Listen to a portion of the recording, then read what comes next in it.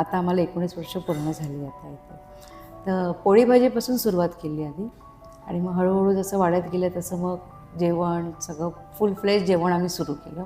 तर आधी माझं छोटंसं होतं, 300 स्क्वेअर फीटमध्ये होतं. नंतर मग मी इथे शिफ्ट झाली 1 वर्षाने.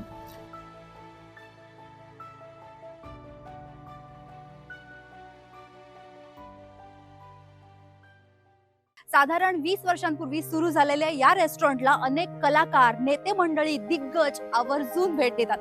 कारण आहे इथली घरगुती फील देणारी ऑथेंटिक चव आणि इथलं रिफ्रेश करणारं कमाल वातावरण. या दाखवते.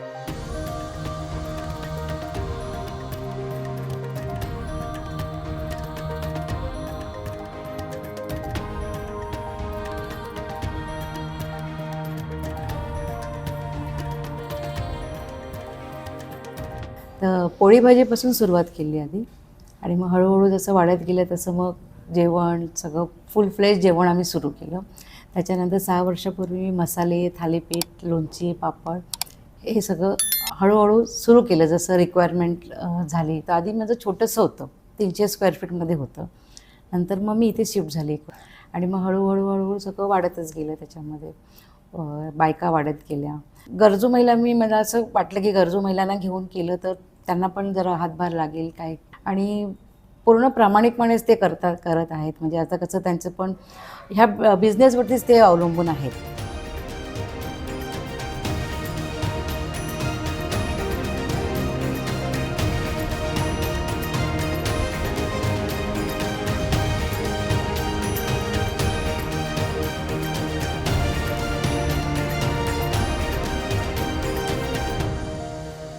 मराठी माणूस जिथे इतरांचे पाय खेचतो असं म्हटलं जातं, तिथे काकूंनी आपल्यासारख्याच काही महिलांना एकत्र करून हा गृह उद्योग सुरू केला आणि यशस्वी करत मराठी उद्योजकाचं एक अभिमानास्पद चित्र आपल्या समोर उभं केलं. भारी आहे ना हे?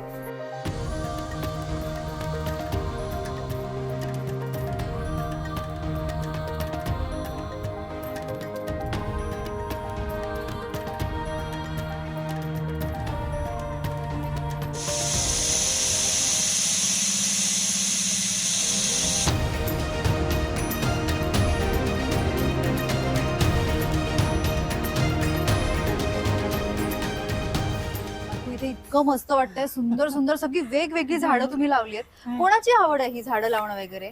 ॲक्च्युली फार्मवरती म्हणजे शेती करता करता आजूबाजूला सगळी भरपूर मी लागवड केली आहे. म्हणजे ही आईस्क्रीम क्लाइंबर आहे, हे बटरफ्लाय प्लांट आहे.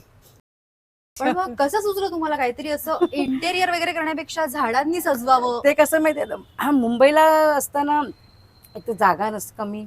आता इथे कशी मोठी जागा, म्हणजे हळूहळू 1 करून 2 करून त्याची अच्छा. रोपण, त्याची मी नर्सरी पण केली तिथे. अच्छा. म्हणजे माझ्याकडे जेव्हा गेस्ट येतात रिसॉर्टवर तेव्हा मी त्यांना गिफ्ट पण देते ओ. त्याच्यामध्ये. कढीपत्ता आहे, रोज जेवणाला कढीपत्ता लागतो. ह्याच्याशिवाय जेवण होत नाही आमचं, घरचा कढीपत्ता आहे. सगळं ताजं हो, ताजं. ताजं.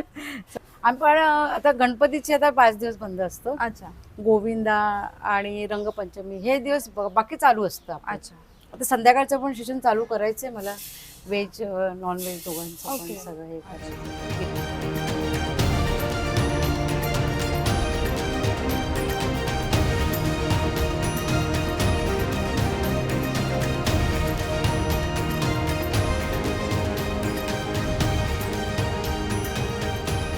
कस्तुरी रेस्टॉरंटला हायजीनची किती काळजी घेतली जाते हे ना प्रत्येक गोष्टीतून लक्षात येते. मगाशी आपण जेव्हा किचनमध्ये गेलो होतो तेव्हा सुद्धा पाहिलं की सगळ्या महिला स्वच्छता किती काटेकोरपणे पाळतायत. मगाशी किचनमध्ये फिरत असताना ना एकतर ते असे सगळे घमघमाट येत होते, तो खमंग सुगंध माझी भूक अजून चाळवत होता. त्यात आता माझ्या समोर ही प्रॉन्स थाळी आलेली आहे.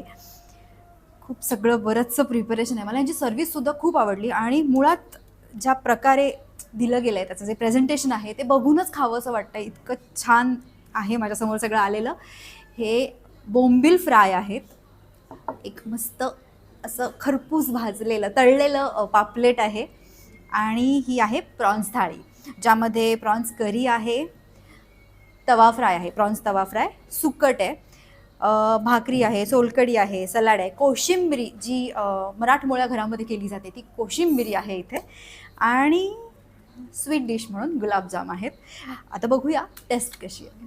बोंबलापासून सुरुवात करूया, कारण ते मगाचपासून माझ्या समोर आल्यावर मला राहवत नाहीये. आणि हे असे मस्त तळलेले बोंबील आहे ना, गरम गरम खाण्यात वेगळी मजा असते.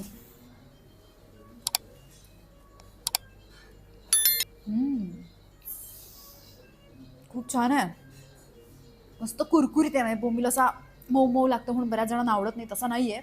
त्याची चवही उत्तम आहे आणि त्याला जो खरपूसपणा यायला हवा, खूप छान आहे. खूप कमाल टेस्ट त्याची.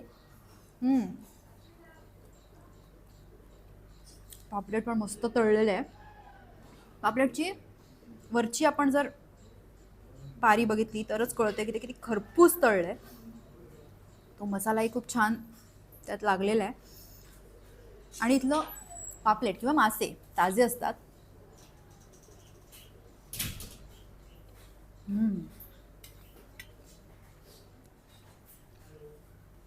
मस्त प्रॉन्स तवा मसाला, खूप तेल नाहीये, खूप छान मस्त चमचमीत दिसते.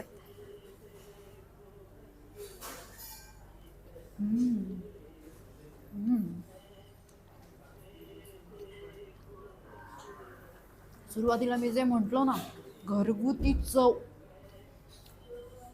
खरंच खरंच मनापासून सांगते, आईच्या हातचं खाल्ल्याचं समाधान जे असतं ना, ती चव आहे. खूप खूप छान आहे. भाकरी सुद्धा अगदी परफेक्ट, मस्त. पण इथे फक्त नॉनव्हेजच छान मिळतं असं नाही, इथे व्हेज सुद्धा तितकंच छान मिळतं. मासे साधारण 400 पासून 700 रुपये किमतीपर्यंत थाळी आहे. अर्थात ते माशांच्या साईजवर, अवेलेबिलिटीवर अवलंबून आहे. पण चव म्हणाल ओव्हरऑल तर उत्तम आहे.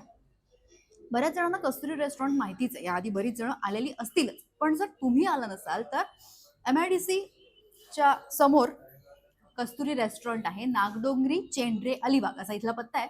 एकदा या आणि नक्की टेस्ट करा.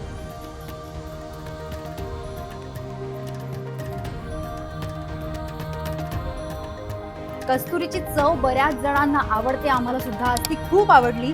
मला खात्री आहे तुमच्यापैकी सुद्धा बरीच जण याआधी कस्तुरीला आलेच असतील. पण आजचा हा एपिसोड तुम्हाला कसा वाटला हे आम्हाला कमेंटमध्ये नक्की कळवा. अर्थात एपिसोडला लाईक करा, जास्तीत जास्त शेअर करा. आमच्या अलिबागच्या खाद्य संस्कृतीला जास्तीत जास्त लोकांपर्यंत पोहोचू दे. धन्यवाद.